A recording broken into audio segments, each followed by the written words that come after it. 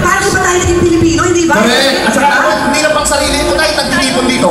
Kaya bawat isang mga Pilipino na nandito ngayon, alam mo kung ano nasa isip nila, hindi lang pang sarili, kundi yung kanilang mga anak at susunod pang henerasyon. Ang mga henerasyon, ang mga Gen Z, at ang mga Gen Alpha at lahat. Kaya kami lahat ngayon, nagpapasalamat dahil nandito kayong lahat, kahit mainit, bigyan niyo ang inyong sarili ng masigabok, palakpakan. Dahil kayo, ang Pilipino, ang Filipino that cares. Iwatayway ninyo ang ating watawat.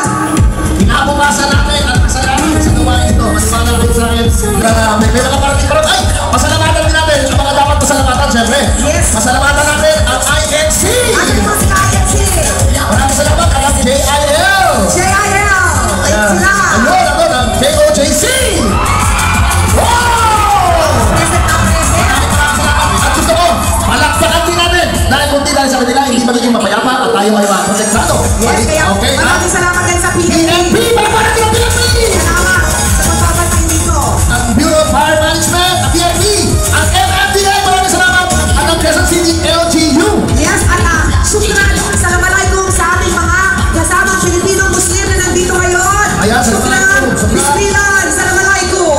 Yes, sukram. Ayan.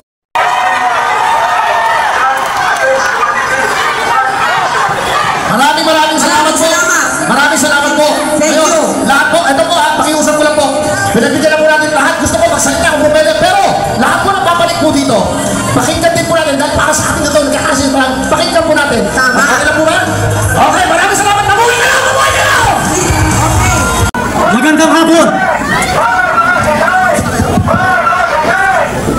Magandang hapon po sa ating lahat! Magandang hapon! Maraming salamat sa inyo nandito lahat at nakikisa sa atin. Sa ating mga kasama, kala Secretary Ben Ranque, kay Eric Celis, kay Kuya Rani, mabuhay kayo! Mabuhay! Tayo po ay nandito para manawagan sa ating gobyerno. Pakinggan niyo po ang ating panawagan para magkakaintindihan po tayo. Nire-respeto po natin yung ating mga kasamahan na nandito sa ating kanan. Tayo po ay nakikiisa sa kanila. Although meron po tayong agreement nung ating pinirma, nagpapasalamat po tayo sa Quezon City DPOS, kay General San Diego at kay Colonel Silvio ng QCPD. Maraming salamat po sir sa pagbibigay ninyo sa atin ng permit na tayo magsama-sama rito.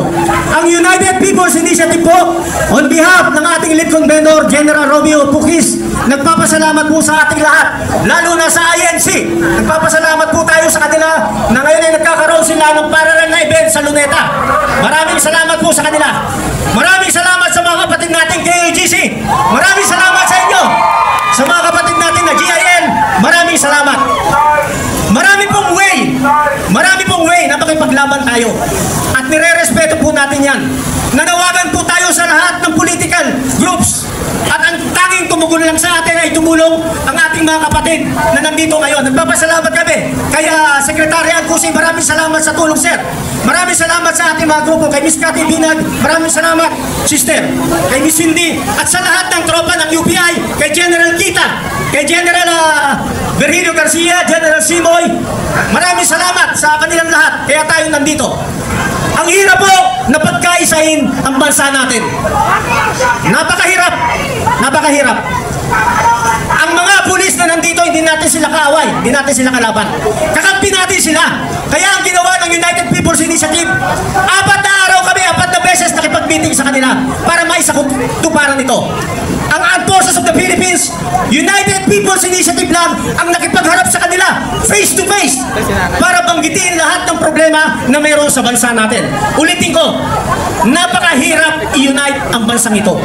Tayong mga lumalaban against sa katiwalian, may kanya-kanyang pamamaraan at nire-respeto natin yan. Nire-respeto natin yan. Mamaya, marami pang parating sa atin. Marami pang parating. Lahat mabibigyan ng pagkakataon na magsalita sa stage na ito, lalo na yung ating mga kababayan na hindi nabibigyan ng tsansa na magsalita. Sila yung mga nakaranas ng kahirapan sa dulot ng mga pagbaha. Maraming mga namamatay sa ating mga kababayan. Yun ang gusto natin magsalita sa stage na ito. Marami pong darating rito na magsasalita pa at bibigyan natin ng pagkakataon. Yung ating nasa kanan ng mga kaibigan, bibigyan natin ng tsansa sila magsalita. Lahat po tayo, lahat ng ating mga efforts, sana hindi matapos ngayong gabi. Ipagpatuloy natin ang ating pakikipaglaban para mabigyan ng katarungan ng ating bansa. Bago po ako magtapos, kulang na lang po sa isang mamamayang Pilipino ordinaryo na namatayan ng pamilya ang pumatay din. Pero hindi natin ginagawa. Tayong mga naapi, tayo ang sumusunod sa batas. Pero yung naapi, sila ang tumabali sa batas. Sa ating mga kapulisan, sana i-open ninyo ang inyong damdamin, ang inyong kaisipan, dahil kabilang sa naghihirap sa bansang ito ay ang inyong mga pamilya. Sa ating mga kasundaluhan, ganun rin sa ating mga kasundaluhan, kailangan magsama-sama tayo para matapos na ang laban na ito. Kailangan natin ng accountabilities, kailangan may maparusahan. Hindi pa ba sapat ang nangyayari sa ngayon? Kailangan pa bang imbestigahan? Ulitin ko, kailangan pa bang imbestigahan? Mas malakas, kailangan pa bang imbestigahan?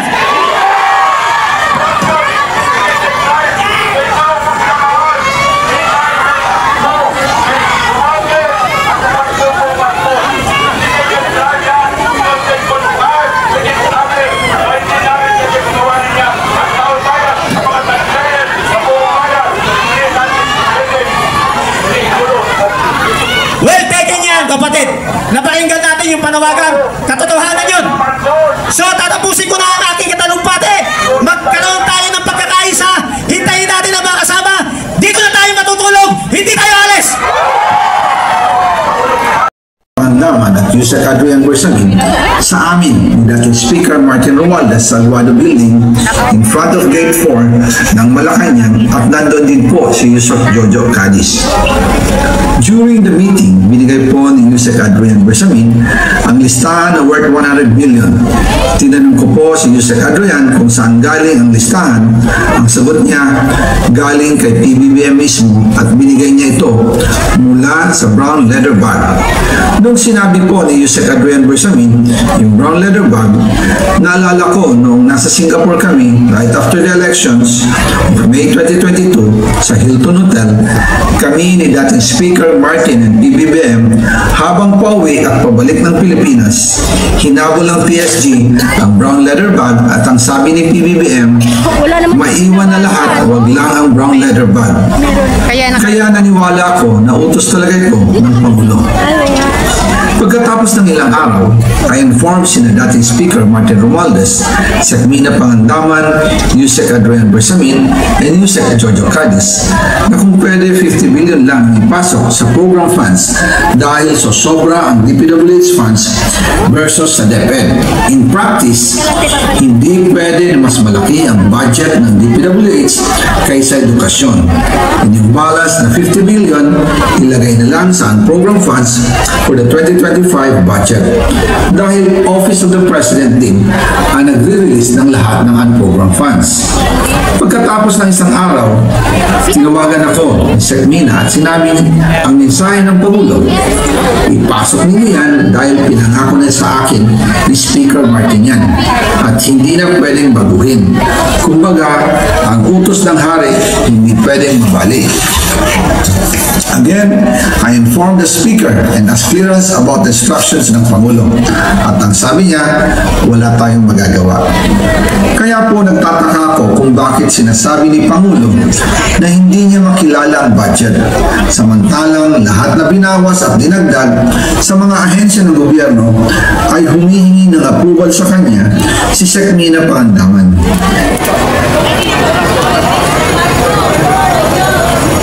Abangan ang Part 2. Bongbong Marcos at Speaker Martin Romualdez mag-insert o magpasok ng 100 billion worth of projects sa BICAM. Sana po ay hindi nila ako mapatay bago ko mailabas ang lahat. Ginawa ko lang ang utos sa akin, pero ngayon, handa na akong harapin ang lahat. Ginagamit ng administrasyon ang buong resources ng bansa para tumahimik ako. That he will shoot me if I will talk. Gagamitin ako bilang panakipbutas sa kanilang kampanya laban sa korupsyon. Hindi na ako mananahimik, ilalabas ko ang lahat ng katotohanan. May resibo, may ebidensya, at may pangalan. Kaya ngayon ay hinahamon ko si Ombudsman Remulla kung seryoso talaga siya sa mga sinasabi niya sa kanyang press release na idadamay niya pati si Martin Romualdez kung magbibigay ako ng ebidensya. Patunayan niya ngayon ang pronouncement niya. Imbestigahan niya ang fraternity bribe at ang kanyang kaibigan, si Speaker Martin Romualdez, kung talagang tutupad siya sa tungkulin niya. Imbestigahan din niya si President Bongbong Marcos. Sabi nga ni BBM Lungsona, let's do it right at mahiya naman kayo, hindi po ba? Nananawagan din po ako sa Senado na imbestigahan ang 100 billion insertion ni Presidente. Alam ko po na hindi gagawin ni Ombudsman Remulla ang hamon ko. Pero magaling ang Senado sa investigasyon at ako ay naniniwala na dahil sa kanila, lalabas ang katotohanan. Yung pulistahan ng mga projects, ilalabas ko din kasama ng video na ito. Dahil dito, mas lalong darami ang ipafile na kaso sa akin. Ginagamit ng sa inyong lahat sa Pilipinas, lalong-lalo na sa aking pamilya. Taos puso akong humihingi ng paumanhin. Ginawa ko lang ang utos sa akin, pero ngayon, handa na akong harapin ang lahat. Uulitin ko po, yung pong pera, wala pong napunta sa akin.